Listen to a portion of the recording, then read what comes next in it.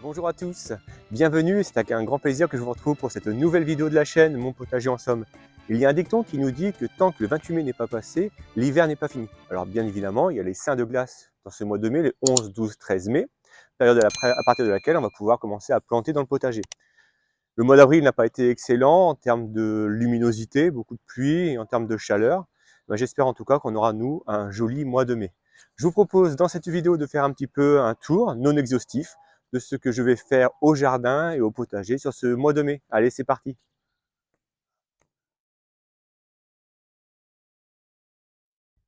Concernant la météo au mois de mai, il faut savoir que depuis les années 1990, on a gagné à peu près 3 degrés. Alors le mois de mai est souvent caractérisé par des fortes amplitudes thermiques. On peut avoir des vagues de chaleur dans la journée avec des belles journées ensoleillées, mais qui peuvent s'allier également avec des matinées qui peuvent être très fraîches, voire dégelées. Cette différence de température et cette amplitude de température peuvent parfois expliquer que le mois de mai est souvent orageux avec des averses de grêle. Alors bien évidemment, si je parle météo, j'ai parlé des seins de glace, les 11, 12, 13 mai. Alors ce sont des périodes à partir de lesquelles on va pouvoir commencer à planter dans le potager tous nos légumes, les légumes fruits, les tomates, etc. Alors pour ça, je vais un petit peu rejoindre également Jean-Pierre du potager Lunas qui nous disait qu'effectivement maintenant on a la chance d'avoir une météo à 15 jours et ça va nous permettre tout à fait de pouvoir prévoir éventuellement nos plantations et de constater que s'il n'y a pas de gelée à venir, on va pouvoir planter dans notre potager.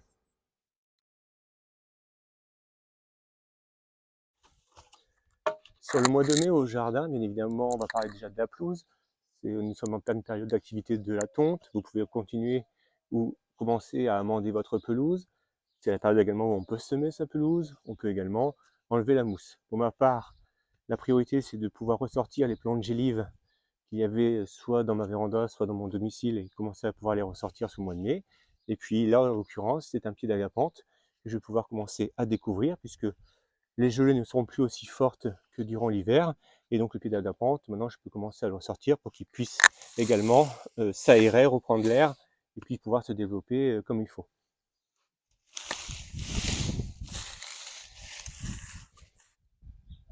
Concernant les fleurs dans le jardin, là je vous montre à l'écran les quelques semis que je vais faire de fleurs à la fois dans le jardin, donc dans mes parterres de fleurs, ou dans mon potager, prairie fleurie, ou dans mon potager, véritablement à côté de mes légumes. Tout ça toujours en vue de favoriser la pollinisation et la venue d'insectes pollinisateurs dans le jardin et le potager. Alors après les semis, on peut également faire de la plantation, bien évidemment dans le jardin, c'est là tout à fait la bonne période. La plantation de vivaces. Pour ma part, je vais vous montrer, moi je vais planter donc des phlox, et puis je vais planter également des hostas. Alors qui dit mois de mai dit bien évidemment muguet. Alors le muguet, on peut très bien sur le mois de mai donc le replanter. Alors soit vous achetez en jardinerie des griffes de muguet et puis vous les plantez en pleine terre, soit vous récupérez donc le muguet que vous avez pu acheter au 1er mai, vous attendez qu'il soit bien défleuri, et puis vous le replantez donc en pleine terre. Alors l'idéal c'est un sous-bois, et puis vous aurez du muguet dans votre jardin l'année prochaine. Dans vos parterres de fleurs, tout ce qui est bulbes de printemps, quand c'est défleuri, vous pouvez simplement couper les tiges défleuries, mais surtout vous laissez bien le jaunissement des feuilles et vous retirez et vous couperez à ras une fois que les feuilles seront jaunies. Bien évidemment, au jardin, il y a encore plein de choses à faire. Vous pouvez semer les annuels, les cosmos, les coquelicots par exemple. Vous pouvez bien sûr, on va commencer à faire également ces jardinières de géranium. Alors ça, ce sera sur la deuxième quinzaine du mois de mai. Vous pouvez mettre également les bulbes d'été tels que les lys.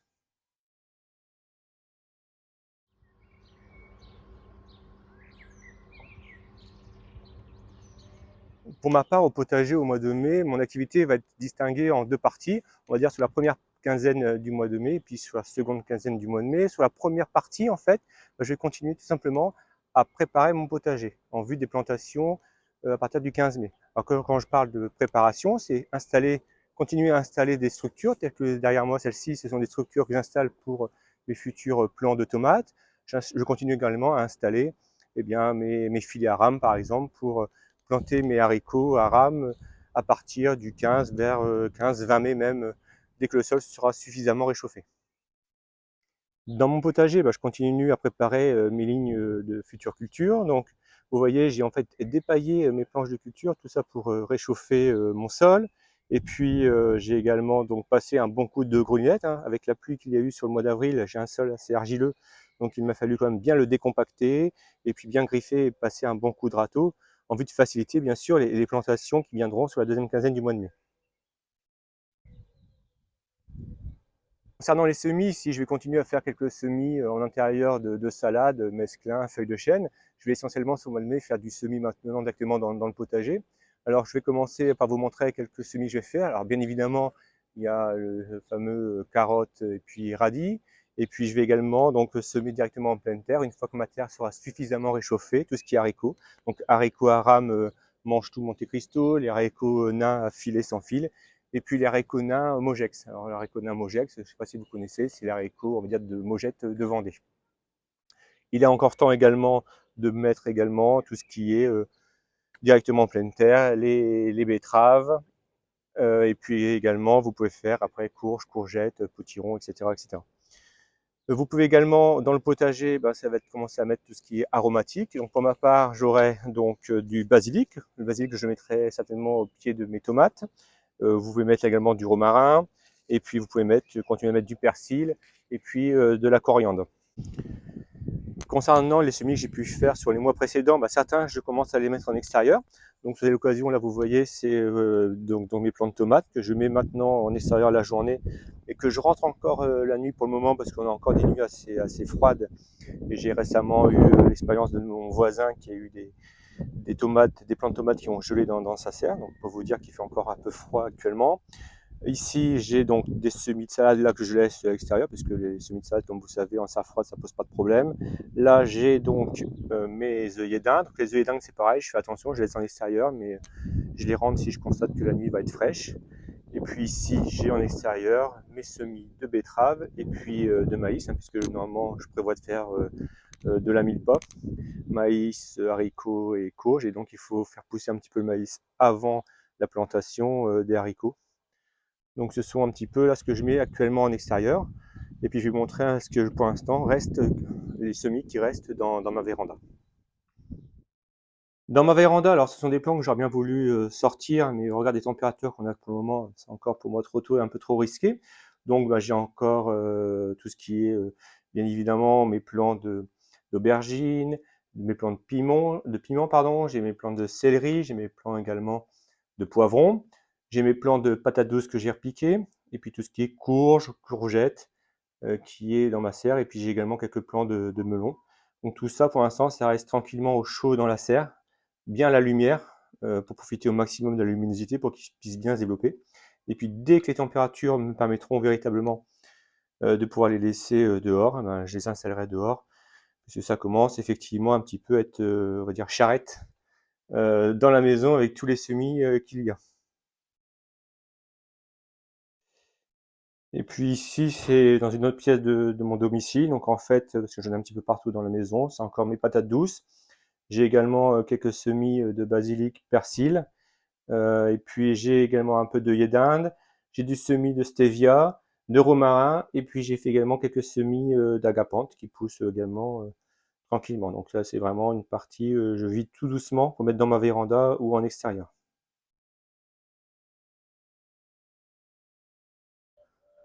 Enfin, pour terminer, je vous propose de faire un petit tour du potager et des légumes qui sont en place. Donc, je vais retourner simplement la caméra.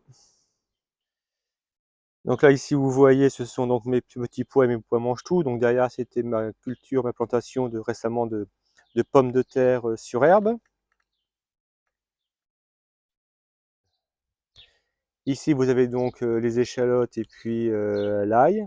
Et puis au fond, là, je vous montre, ce sont donc les fraises. Alors les fraises commencent également à bien fleurir, donc il va bientôt falloir que je les protège avec un petit filet pour éviter que les oiseaux viennent piquer les quelques fraises qui vont commencer à arriver sur cette deuxième quinzaine du mois de mai.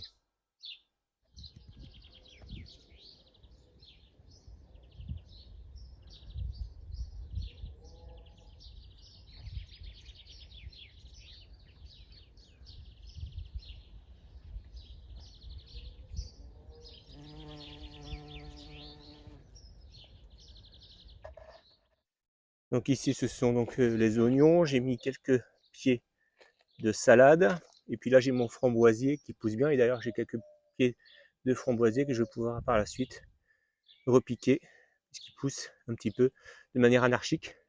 Puis j'y laisse également un petit pied d'ortie qui est toujours utile au potager. Et puis enfin ici j'ai donc mon tunnel nantais avec mes pieds des plants de salade, alors qui poussent tout doucement. J'aurais, je pense, dû faire un petit peu plus tôt mes semis de salade. Je pense que j'aurais mangé un petit peu plus tôt. Et puis c'est vrai que les températures non plus n'excellent pas. Donc ça freine un petit peu la croissance des plants de salade.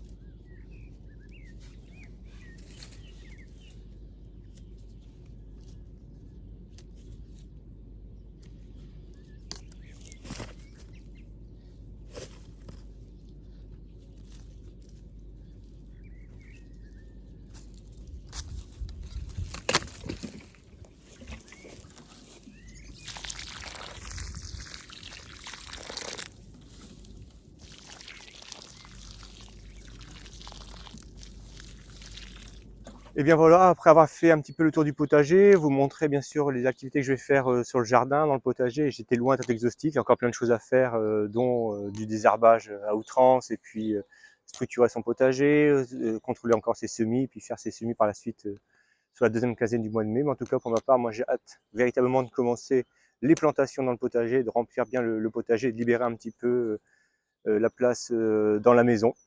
J'espère que cette vidéo en tout cas vous aura plu. N'hésitez pas à la liker, à me faire part de vos commentaires. Et puis abonnez-vous à ma chaîne. Et puis moi je vous dis à plus dans de prochaines vidéos. Allez, ciao, bye!